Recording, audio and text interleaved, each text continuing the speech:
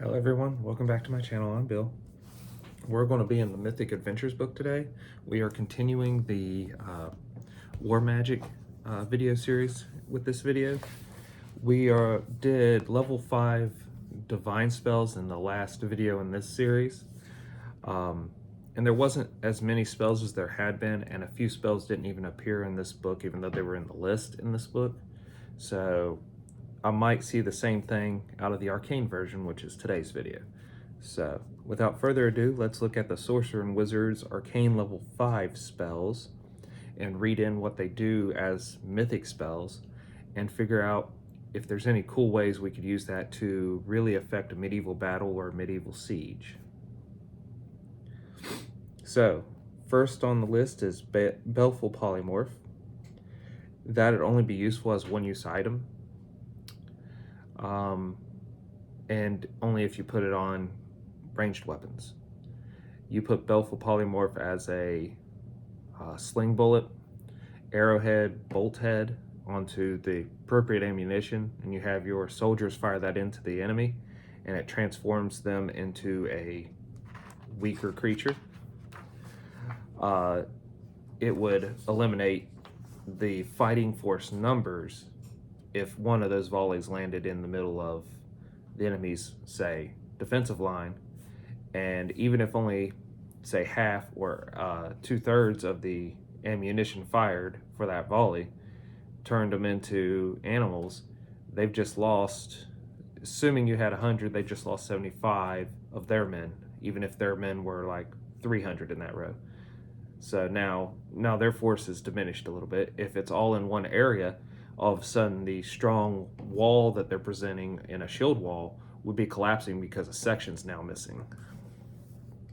But let's read it to see if there's anything new about it for the Mythic version. The saving throw changes to Fortitude Partial and Will Partial. A creature that fails the Fortitude save automatically fails the Will save. A target with the shape changer subtype that fails its save can't use its shape changing to shift out of its new form. A creature that succeeds at the Fortitude save is partially transformed into the intended animal for 1 minute per level. It takes on cosmetic features appropriate to that animal and becomes one size category closer to the animal's size. Augmented 9th. So if you were a 9th level, 9th tier mythic player, if you expend 4 uses of mythic power, the spell affects all other creatures with 8 hit dice or fewer in a 1 mile radius. Affected creatures transform into small or smaller animals appropriate to the local environment. You can select a number of creatures up to your tier to not be affected. If you could get access to that 9th level one, you would just need to go over an enemy's stronghold. Assuming you're not fighting something super powerful, most regular soldiers only end up about 5 hit dice, 5th level. So you would hit a 1 mile area with that, and you're going to take out the majority of the enemy's forces. Okay. Beast Shape 3.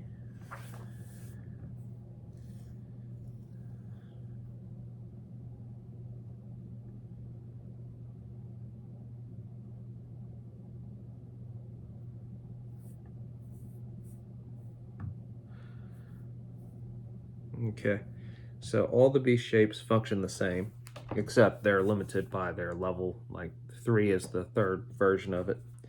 You have to know, for the mythic version, you have to know the non-mythic version before you learn it, but you don't have to know all the non-mythic versions in order, and you don't have to know any of the mythic versions in order. You just have to have, say, if you're learning Beast Shape 2, you have to have Beast Shape 2 as a non-mythic spell. Each mythic beast shape spell must be learned individually. You must know the respective non-mythic beast shape spell, which is what I just said. You don't have to learn them in order, what I just said. You're not required to know a lower level mythic beast shape spell before you learn the higher level one, which is what I said. Each mythic beast shape spell adds the following benefits to its respective non-mythic version. The spell bonus to ability scores increases by 2. The natural armor bonus increases by 1. The ability score penalties decrease by 2, minimum penalty of 0. Choose one natural attack type the animal form has, such as bite or claw. The critical multiplier of this attack type increases by 1 to a maximum of a ×4 critical. Augmented second. If you expend 2 uses of mythic power, the ability score bonus increases by an additional 2. During each casting of the spell, a number of times equal to your tier, you can act as if you had a natural spell feat for 1 round. For example, if you're second tier, you can use natural spell feat for 2 rounds per casting of mythic beast shape.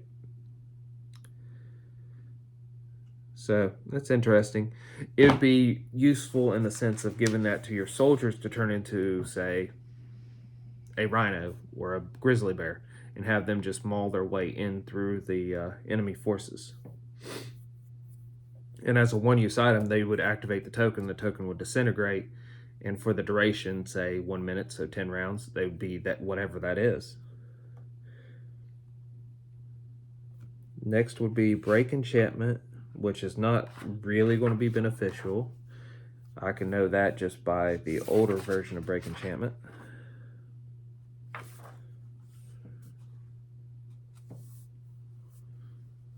Break enchantment. Against non-mythic effects, the spell automatically succeeds without requiring a caster level check. Against the mythic effects, add your tier to your caster level check. The maximum level of spell this spell can remove is 5 plus half your tier. Augmented seventh. If you expend 2 uses of mythic power, you can apply a removed enchantment, transmutation, or curse to a creature that originally cast it. The creature must be a valid target of the spell and on the same plane as you, and it gets a saving throw that affects original DC, at the effects original DC.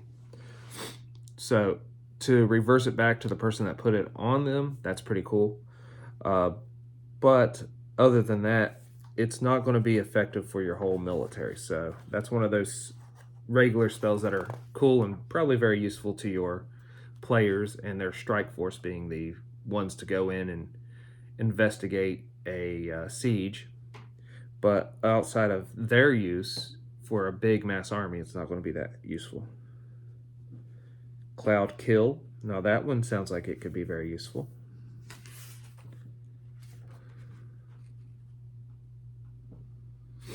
Cloud Kill. As a move action, you can move the cloud 10 feet in any direction. Add your tier to the spell's level and hit dice categories to determine its effects on the creatures. For example, a 3rd tier creature with 6 or fewer hit dice gets no save.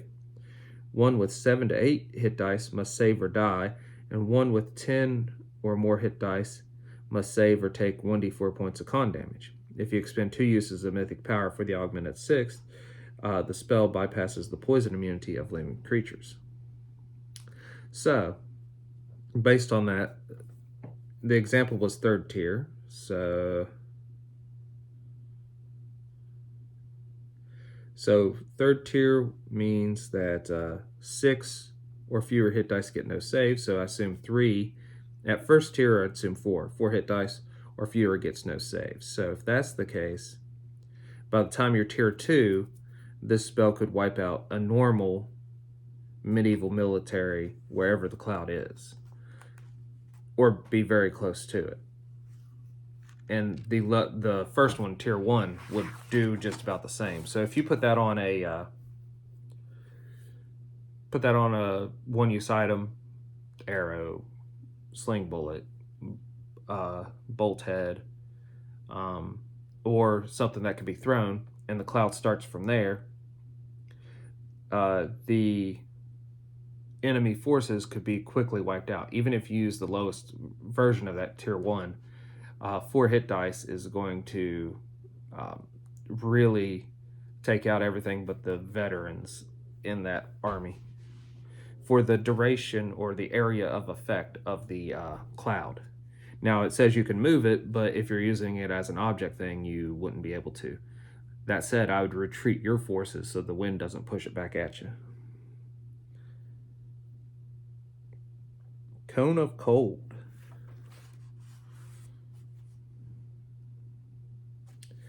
The damage dealt increases to 1d10 points of cold damage per caster level, maximum 15d10. Any creature that fails its save, partially is partially encased in ice, reducing its speed by half. Creatures with the cold or incorporeal subtype or immunity to being grappled are immune to this effect. The reduced movement lasts until the ice is destroyed. Destroying the ice requires a successful strength or dispel check against the spell's DC, or dealing bludgeoning or fire damage equal to 1 point per caster level to the creature. Augmented. You can expend 2 uses of mythic power to transform the spell's cold into a barrage of giant hailstones, icicles, or shards. Half the spell's damage is your choice of bludgeoning, piercing, or slashing damage, and the other half is cold damage. That's interesting. Change to it. But the cone of cold itself, the amount of damage it can do, the area of effect, that'd be great for a directed attack. If you could get to the flanks, you could put a cone of cold straight down the line and take out a large portion of them. If you could drop it in the middle of their forces, if they were protecting, say, a castle or something, you could drop it from above on them. With the one use item, when it breaks, just an area of effect where there's just this cone of cold that goes out. It would pretty much kill most, if not everybody, in the area of effect. For the basic soldiers again.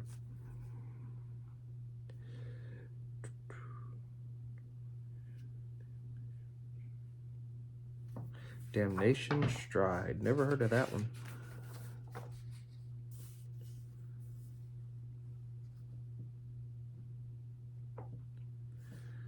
Okay. It's out of the Advanced Race Guide, so I haven't really delved into all those spells. Okay, so Damnation Strive. The burst of life created reeks of sulfur and brimstone and also acts like a stinking cloud. With the same duration as the spell, and a separate fortitude save. So the burst of fire created reeks of sulfur and brimstone, and it also acts like a stinking cloud. If you expend 2 uses of mythic power, you bring 1 unwilling adjacent creature with you. You may bring additional creatures, but each must be adjacent to you, and each requires you to expend 1 additional use of mythic power. These creatures must first attempt a saving throw against the burst of flame and stinking cloud, then can attempt a will save throw to resist being teleported with you. So it's kind of like a Belful, so a non-willing teleport, or dimension door that acts like a stinking cloud and does some fire damage. Okay. I can piece that together. That'd be very useful for isolating people. I could see the villains using that to isolate the players out of a big battle, or to pull some of them with them to try to handle them alone, if not the whole party, as kind of like a story thing.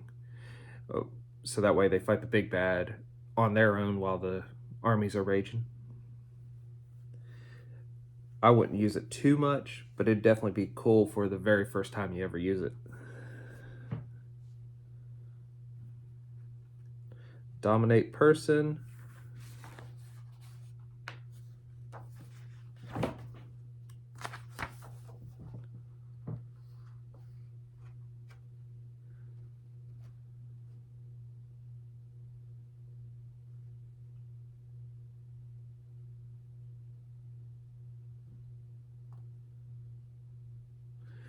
Sense mode of DC to notice your target is dominated increases by double your tier. You can give orders to the target even if it's protected by non-mythical effects that block magical control, such as protection from evil. If the target is protected by a mythical effect, you can attempt to overcome this defenses with the caster level check DC 15 plus the caster level of the effect. Add your tier to your roll and the opposing caster tier to the DC. If the target succeeds at its will save to break your control, as an immediate action, you can expend 1 use of mythic power to force it to re-roll the save and use the lower result of the 2. So if you wanted to get spies in, I could see that being very useful. If you wanted to have a kind of a sleeper agent to attack the enemy general, that could be useful. But as a major military spell, for a mass battle, it wouldn't be that useful. But there's a lot of creative uses that you could come up with. Dream, elemental body. Elemental body is going to be useful. Monstrous physique is going to be useful. They're going to be as useful as B shape 3. So I don't really need to go over those. So let's look at Dream and Fire Snake after that.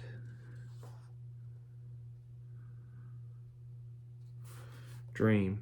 You or the messenger may gain information from the dreamer. You contact by asking questions as if you speak with the dead, to speak with the corpse. Unwilling dreamer can attempt to resist this probing with a will save. As with Speak with the Dead, using the DC Dream would have if allowed a saving throw. Answer to these questions are still generally brief and cryptic. So if you needed to interrogate an enemy, you could wait for them to be asleep. Dream would probably be useful. I don't see it being like a game changer for a military conflict.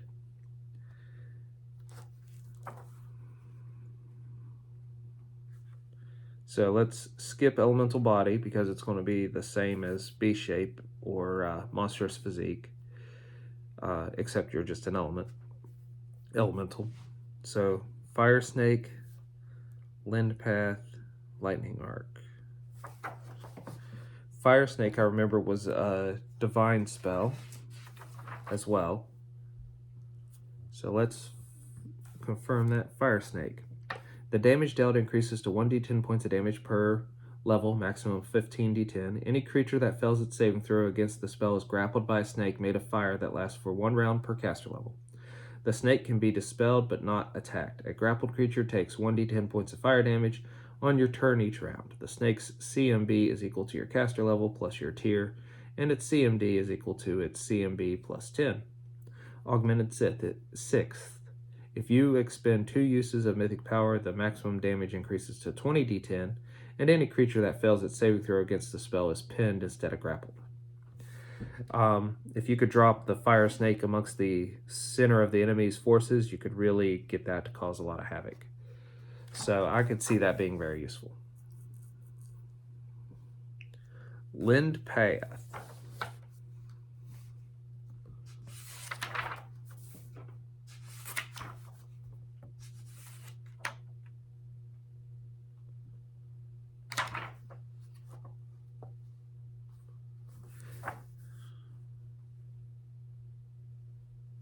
Lend path is not listed in here. Like, it's listed in this list, but it's not listed in the description. Okay. Lightning arc.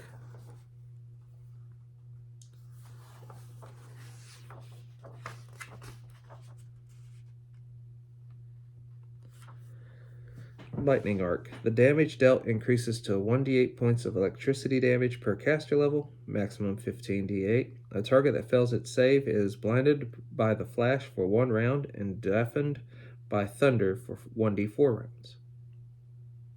That's cool. Augmented 6th.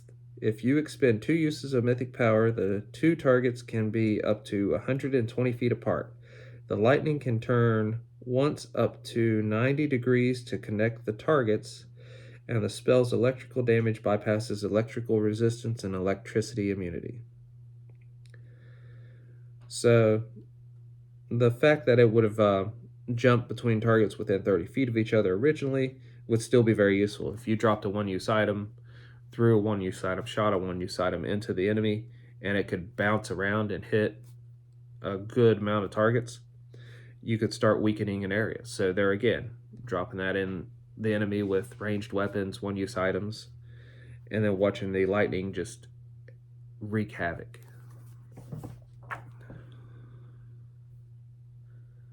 So we'll skip Monstrous Physique for the same reason as Elemental Body 2 and B-Shape 3. So we'll look at Nightmare.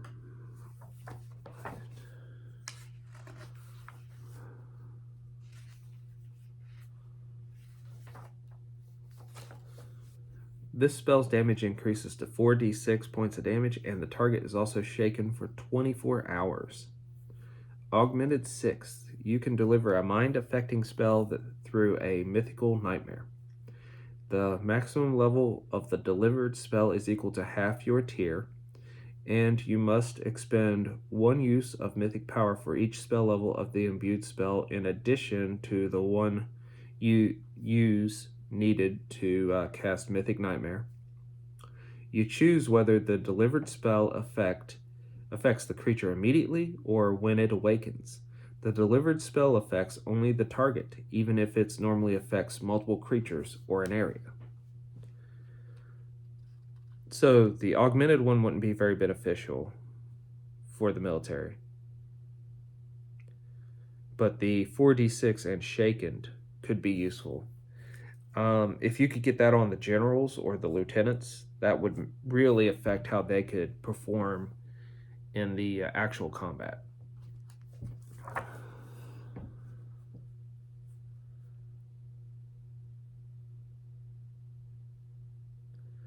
Sending, Steel Power, Telekinesis, Wall of Force. The Wall of Force and Wall of Stone that are on here are going to be very beneficial. Anything with a wall you could set down and isolate the enemy's movements.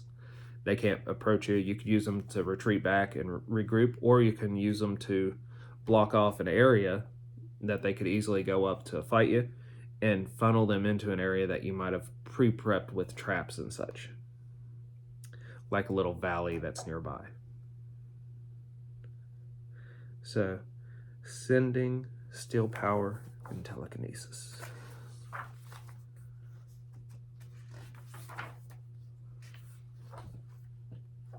Sending. You can contact a number of additional creatures equal to your tier. Each creature must receive the same message and can communicate back only to you. So that would be more of a communication thing. So it could be useful for the military because you could communicate locations or whatever information that you would normally send by messenger or by message animal. But for the actual battle, it wouldn't be very helpful. But for the information for the battle, it could be very helpful.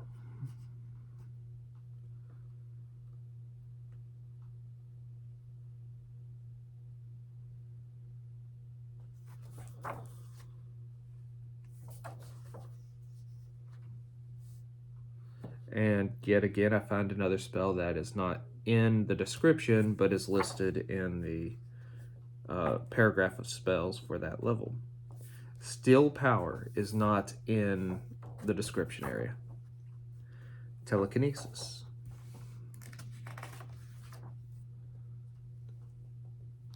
The duration of this spell changes to 1 round per level. You may spend a move action to use the sustained force or combat maneuver effect of the spell. When using sustained force, you can move a number of objects up to your tier. These must be in the same square and together must weigh no more than the weight limit of the spell. Using the violet thrust effect ends the spell, but the weight restriction increases to 50 pounds per caster level, maximum 750 pounds. That's cool. Raining objects down on the enemy with telekinesis is always entertaining. Thrusting them forward would be entertaining too, but if you just hoisted them up over the area that the enemy is and just dropped them, that could be very beneficial, and that wouldn't end the spell. You could just grab more objects and keep doing that until the spell's duration ends. So I can see that being very useful. So Wall of Force. The wall's hardness increases to 40. Its hit points increase to 30 per caster level. A non-mythic disintegrate spell or a rod of cancellation negates a 10-foot square section of a mythic Wall of Force for 1 round. After which the wall returns at full strength. One side of the wall chosen by you repels creatures within 5 feet as a repulsion spell, using the DC of the Wall of Force would have if allowed a saving throw. So that's cool. Wall of Stone. The wall is 1 inch thick per 2 caster levels. The wall's hardness increases to 12. Augmented 7th, you expend 2 uses of mythic power. The wall is impassable to ethereal, travel, and spells such as Pass Wall and Phase Door. The wall is immune to non-mythic disintegrate, shatter, sympathetic vibration, and other non-mythic magical effects that specifically affect stone, including earthquake, soften earth and stone, and transmute rock to mud. So the wall of stone's pretty cool, and then the wall of force is pretty cool. If I had to pick between the two for my character to use, I'd pick the wall of force, just because it would be a little bit more durable. That said, there's nothing wrong with the wall of stone. So if you wanted that one, it's still going to be useful. And like all walls, you're going to use it to hold your enemy forces at bay and whatnot. That'll end these arcane spells. Let me know what you all think about this in the comments below. If there's a spell I glossed over that I don't think would be useful, put how it would be useful in the comments below. If any of the spells that aren't described in this book are from another book and you know what it does, put that in the comments below. Until we all game again, guys.